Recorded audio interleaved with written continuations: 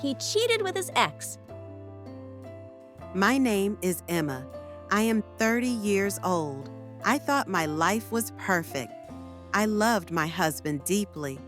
We had been married for 5 years. One evening, I noticed he was acting strange. He kept looking at his phone and smiling. I asked him, "Is everything okay?" He quickly hid his phone and said, "Yes, just work stuff." But something didn't feel right. The next morning, he went out early, saying he had a meeting. I couldn't stop thinking about it, so I checked his old phone, which he had left at home.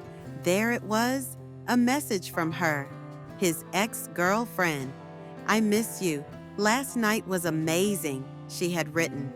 My heart broke into 1,000 pieces. I couldn't believe it. The man I trusted the most was lying to me. That night, I confronted him. I showed him the message. He stood silent.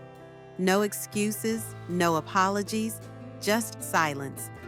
I packed my bags and left. Some pain is too deep to heal with words. I learned one thing: never love someone more than you love your own peace.